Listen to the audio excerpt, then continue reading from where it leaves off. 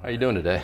I'm doing well. Thanks for asking. Yeah, no worries. I think I need to. I was wondering about how to start this interview. What the first question was, but I think maybe I have to start with an apology to you, because I know that from hearing through April that you've been wanting to be more involved in the cafe in different aspects. Right. Yeah, and that you've been feeling a little bit left out, or even, from the overall participation, or maybe the overall feel of the cafe. And I think maybe I'm part of that. I've been meaning to talk to you for a while, but it just hasn't happened. And I just want to say I'm sorry about that. So it's all right. As long as I've been with the cafe, Yeah. it'll be 8 years this month. Mm-hmm. And I've always been a big part of it, but never felt like a big part of it. Even though I show up every day. Sure. Yeah, I think we want to. I think we do want to change, because you're one of our longest-standing members right now, and I think we do want to. We've talked in the background. I don't know if anybody's expressed this to you, but we do want to kind of get you more involved. And I think, and what better way than an interview to? All right. Yeah, we're kind of throwing you in feet first. So. All right. All right. Okay. So anyway, thanks again for doing this. Where are you from? Originally, I'm from Minneapolis, Minnesota. Kind of tell me about how your background, your family life, growing up. How'd you get out to Everett? Well, it's a long story. Oh, okay. The family dynamics growing up was very dysfunctional. So that's a lot of abuse. Physically, verbally, mentally. A lot of kids in the family, but not a lot of love. Okay. Is there a history of alcohol abuse or So things like I didn't like my stepfather.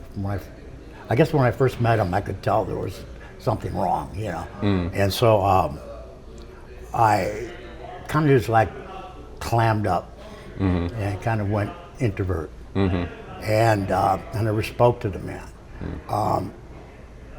And just kind of hid in the background.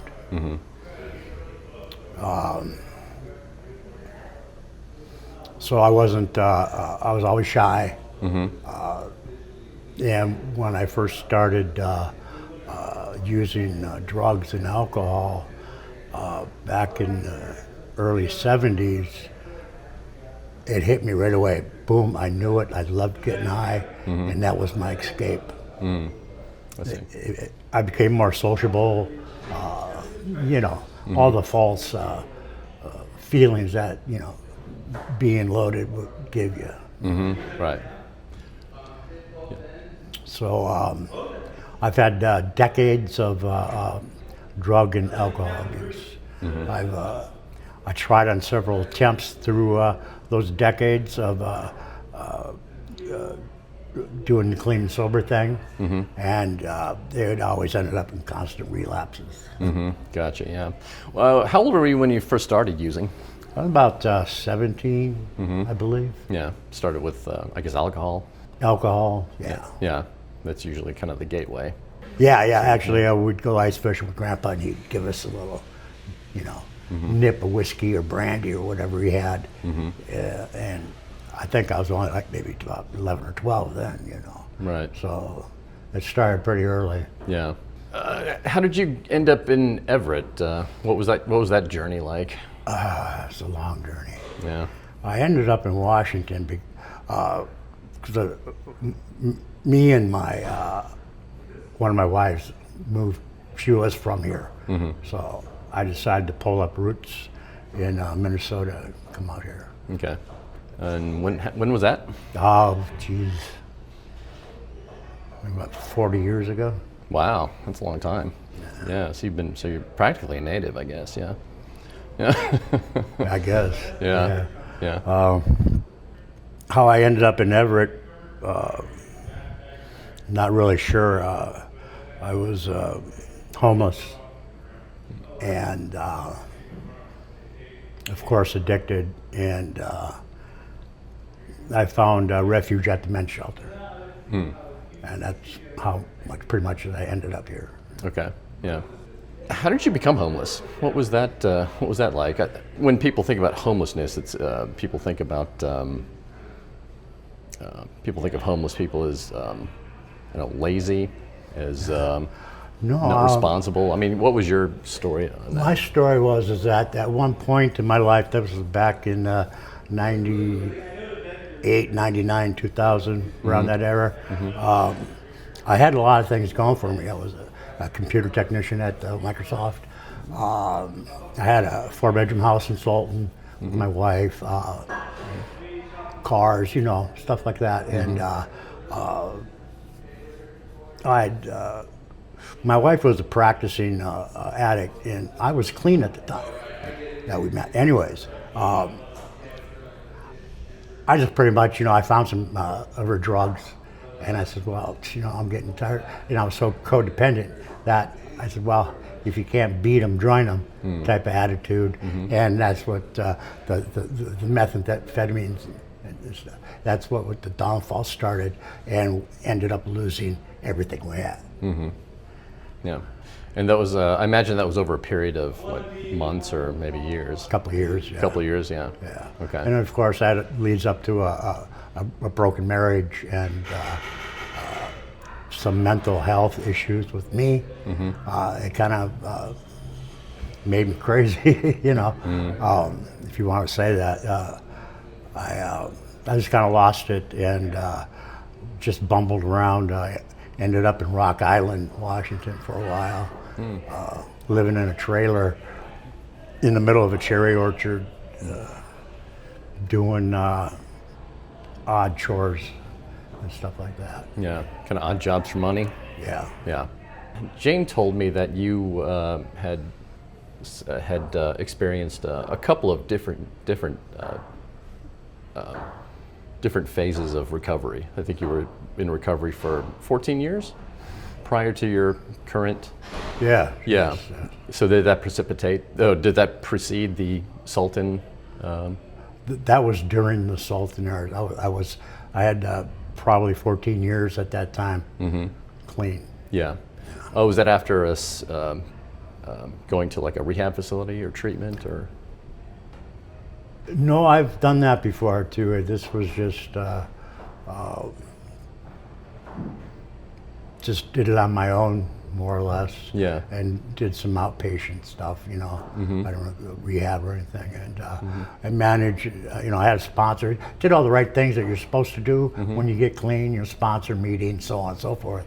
And I'd done that for a while. And then once I got complacent, and then I stopped doing all the right things that you're supposed to be doing, which then ended up being a relapse, Right. And I blame that on myself, nobody else, Right, yeah.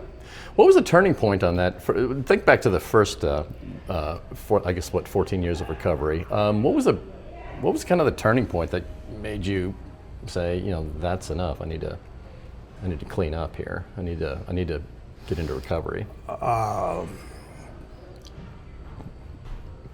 I would say lots of bills, being irresponsible, not having a really good relationship with my children, and relationships. I ended up marrying quite a few times. So, and that gets old after a while. So I kind of just a combination of all that, It wasn't healthy. I wasn't healthy. So it was time to change. Right. Okay. How many kids do you have? I have two. Oh, okay. Where are they? One lives here in Linwood, and I believe one still lives in Florida. Okay. Yeah. Do you have contact with them? No, I don't. No. Something I'm working on. Yeah.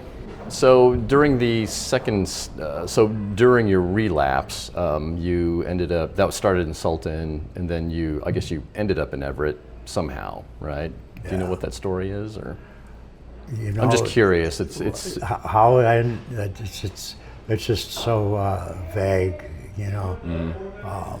Just a lot of moving around, a lot of, you know, just still using any chance I could get. The people that I ended up staying with before I came there, they were moving up to some town close to Canada, and I had no plan on going with them. It wasn't something I wanted to do. So right. I got a hold of my ex-wife, and she was living here in Everett, down here on Hewitt Avenue, in an apartment, and I told her, I said, "What can you know, help me out?" So they came and picked me up in Leavenworth and brought me here, let me stay with them for a couple of nights, and then I ended up to the mission. Okay, Everett Gospel Mission? Yeah. Yeah. What year was that? Well, let's see, that would be, God, I have no idea. It was like 12 years ago. Okay, so what, 2013 around? Yeah, 2012, that sounds 2013? good. Yeah, okay, yeah. And you stayed at the Gospel Mission, how long were you there for? I was there for about 2.5 years. The first year I was there, I was still using, and I was still getting tossed out several times for being under the influence, you know, so I was still more or less homeless, you know, even though I had a place to. Then I'd go to the hotel, spend all my money. When all the money ran out, then I'd go back to the mission, you know, just a vicious cycle. And at that time, they had a program where 90 days in, 90 days out. Well, I'd already spent 90 days there. So my time was coming up that I had to find somewhere else to go for 90 days. I didn't have nothing. So I went to the manager at the time, the director, and I said, I need an extension. And he goes, why? I said, well, I have no place to go. And then he pulls up my file and he goes, look, you've been thrown out of here about 4 or 5 times, you know, for being under influence. I think our Genesis recovery program would be a really good fit for you. So that's when I ended up quitting again, because they put me, I was able to stay at the mission. They put me in their drug and alcohol program, Genesis program, and I was able to stay sober. Yeah. Was there like a detox component to that too? You know, if you needed it, it was there, but I just cold turkeyed it, you know. Okay. Wow, that must have been tough. Yeah. Yeah. Yeah. Because what were you using at the time? Pardon me? What were you using at the time? Well, it ended up being just alcohol at that time. That's all I could afford. Okay. Yeah. So. Yeah. Yeah, but still cold turkeying. Yeah. An addiction is pretty rough going. Yes, it did, because I ended up with the shakes and stuff. Yeah. You know, I could barely walk half the time. Right. Really bad. So 2.5 years, that would put you around 2015 when you, so I guess that's correct. So there would be, I just chose the date. I was like clean a little bit before that time, but I chose the date of August 4th, 2015, and that would be next month, 10 years. Wow. So, wow, congratulations, yeah. Thank you. That's great. So I was already up in the Genesis dorm at the mission, and I picked a clean date, and I've kept it ever since. Yeah, no, that's great. Yeah. So 2015, that's about when you discovered Recovery Cafe, right? That would have been a couple of years later. Oh, okay. So actually, 2017. Oh, okay. Okay, I saw an ad for the Recovery Cafe, and a friend of mine had already been working here named Jack. And they were looking for an on-call cook. I said, well, that's perfect. I'm on Social Security. I can make a couple extra bucks without getting in trouble, you know. So I came down, thanks to Sarah, it was working there at the time. She hired me on the spot, and I started cooking for the cafe off and on call. Yeah. Making their soups and salads and all that. Yeah. And this is back in the house on Broadway, right? This was back on Broadway. Yeah. Tell me about your. I guess when you got hired at the cafe, you started working there, kind of getting more familiar with it. What was that kind of? What did you? Well, you know, I tell you that it's probably one of the best things that ever happened to me, because I was already a couple of years clean, but there was something missing. And I didn't know what quite it was. I was a regular member of NA groups, did a lot of service work and so on, but there's still something missing. And I didn't know what it was until I came to the cafe. And I saw all the love and the acceptance. It didn't matter who I was, you know. I mean, I was treated like family right away, and that made me feel really good, because that was missing in my life. I still had a hard time conversing with people, being a part of the crowd, you know. And once being with the cafe, the more I cooked, the more I felt welcome. And then they had offered the recovery coach program to me. Someone had paid for it. And I said, okay, let's give this a try. You've already been a chef for 40 years. You know, you've been in the IT business, repairing computers. Why not? So I didn't like people at the time, you know. At least I thought. I didn't really care to be around. But that started to, actually the Recovery Cafe helped me peel those layers off and discover that I had one voice, that I felt needed, wanted, and loved. And it helped me become more sociable. Okay. Yeah. Can you talk more about that?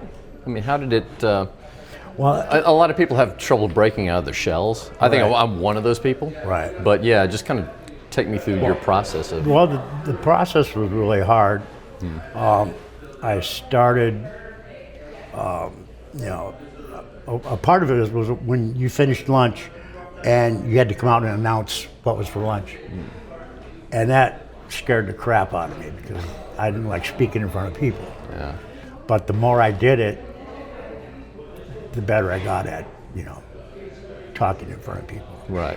And I think it wasn't until after doing the recovery coach program, I got my first coachee about 5.5 years ago. Okay. And that helped me, you know, one-on-one, you know. And then I'd have to go in and talk to the office people, so I had to have more interaction, you know, with more people. Right. And the more I did it, the more comfortable I got. Right. So what appealed to you? I know you became a coach 5.5 years ago. You have to go through a certification, obviously classes, Yes. like a week-long class, I think, right? Yeah. What appealed to you about that? I mean, you're at this point you were kind of introverted, a little bit introverted, and then you decided to take this leap into coaching, which is a very extroverted type of activity. It's like from one extreme to another. Exactly. It's Yeah. like Yeah. From shy and nothing to boom, I'm out there. Right. And I don't. It just hit me. I mean, I think it's because what I saw. Of course, being an introvert and quiet, I used to sit back and watch people and watch their facial expressions and look in their eyes and see what was going on and try to read them, you know. And I did that for the longest time. And once I got involved more and got introduced to more people, the more I could see the light in their eyes. It was like somebody flipped a switch and turned the light onto their soul.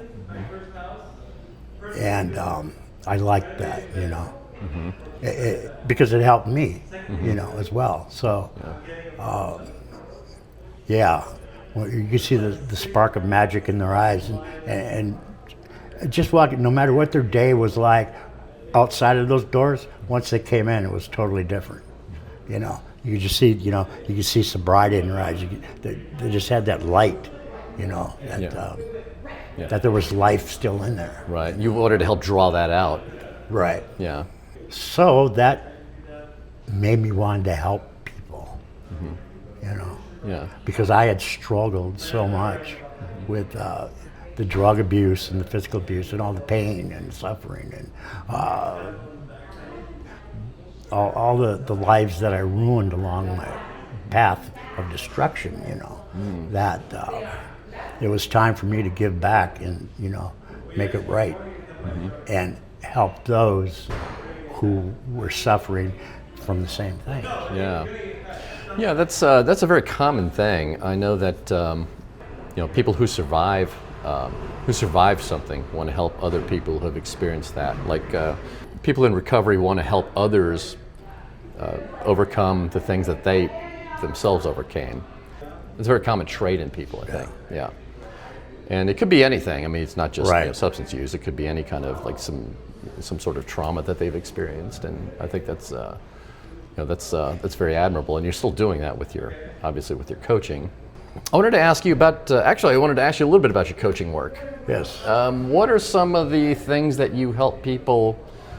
What are some of the I don't know if issues is the right word, but what are some of the issues that you help you know people who come to you and as a coach? A lot of the people that I work with had trouble setting goals and accomplishing them. And I understood that because it's like, yeah, I'll do it tomorrow, you know, but you never get around to doing it, you know, you procrastinate about it. I know that feeling, yeah. So just help them, something as simple as keeping them on track to renew their driver's license, you know, so very simple and basic, you know. I helped one guy, as an example, find his inner voice so he could stand up to a person that was taking advantage of him, you know. I mean, and it differs with everybody. I've worked with several people that had some really deep mental health issues, you know, and I'm not an expert at any of this, you know, but I just think life's experience and all the crap that I had been through, that I could probably relate to really a lot of things that people have that they're going through. Sure. So when you coach somebody, what are they typically seeking? What do you find that they're looking for? What do they tell you when they first come to you? Hey, I want to do this, this, and this. We get a lot of, I get a lot of, we do, and I've seen permanent housing, jobs. There's just some basic life things that we all need to get by with, that they're looking for, you know. Most of the people that I work with have been in recovery for a year, maybe 2 years, or 6 months, whatever. So I mean, they're not, you know, they've already been through treatment and IOP and stuff like that. So it's they've already been working on themselves. I feel that I'm just an extension of that. When you're done coaching, how long is a coaching session usually, or how long do you usually coach a person? I guess it varies. Typically, it's an hour. An hour, yeah. And for how many? I don't know, weeks or 5 to 6 months. Oh, okay. Yeah. And when they graduate, I guess when you're done and they kind of graduate, I guess you're pretty proud of them, yeah, of what they accomplished. I am. Yeah. Signing a certificate and see the look on their face when they get it. Yeah. It's just a piece of paper, to some people, but it's the accomplishment and the goal that they achieved going through the program period. Right. Do you keep up with anybody that you've coached? I do. I keep in contact. Well, contact me. Still friends with a lot of the guys that I've coached. Some of them went on to be coaches themselves. One guy that really loved the guy. He was just so into recovery and changing his life, and he now works for Ideal Options, as an example. Doing, helping the same. Right. So a lot of them are kind of in your place. They've overcome a lot of trauma in the past, maybe some addiction in the past, and they're helping other people overcome theirs. Right. Yeah. So it's a bit of a cycle, it seems Right. like. Yeah. So it's multiplying miracles. Yeah. How do you see the cafe fitting into the whole recovery world? I guess a lot of people. Part of the reason we're doing this series of interviews is to kind of help people understand what the cafe does and what the cafe is.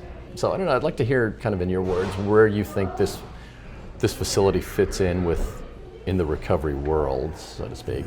I think every community should have a place like this, because it's a place where it doesn't matter who you are, what you look like,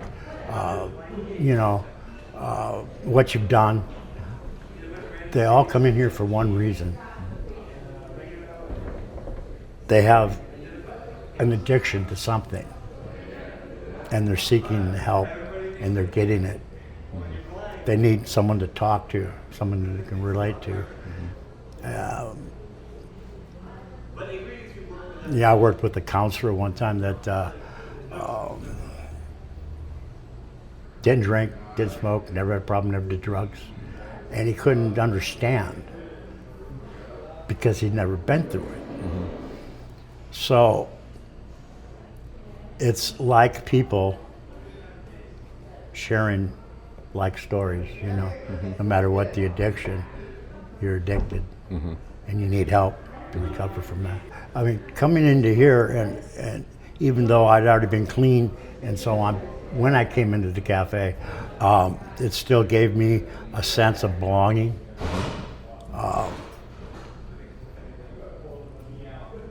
Unconditional love. The caring, empathy, respect. Something that, you're not going to get it, from a trap house or, people that you hung out with, back in the day or whatever. We all have a common ground, and so we all understand each other, more or less. Right. And that's what I think that people come in here, they seek, or they get.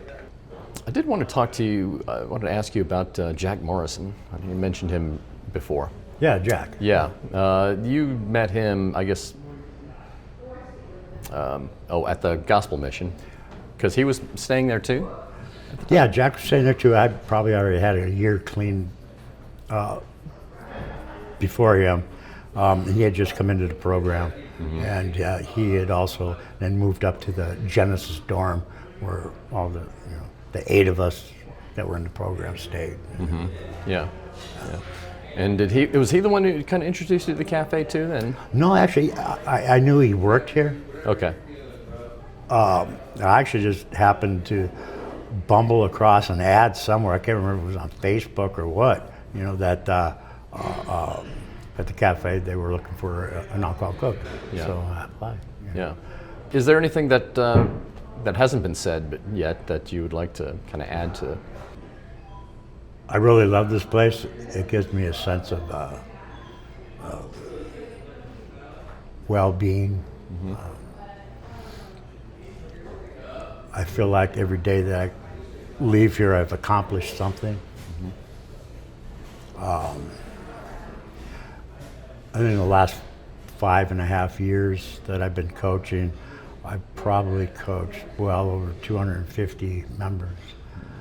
And I'd hope to think that I made a difference in someone's life, you know. Thanks a lot. Yeah. All right, thank you. Yeah, appreciate your appreciate your participation in this, and All right, well, no do-overs. no do. Oh, come on.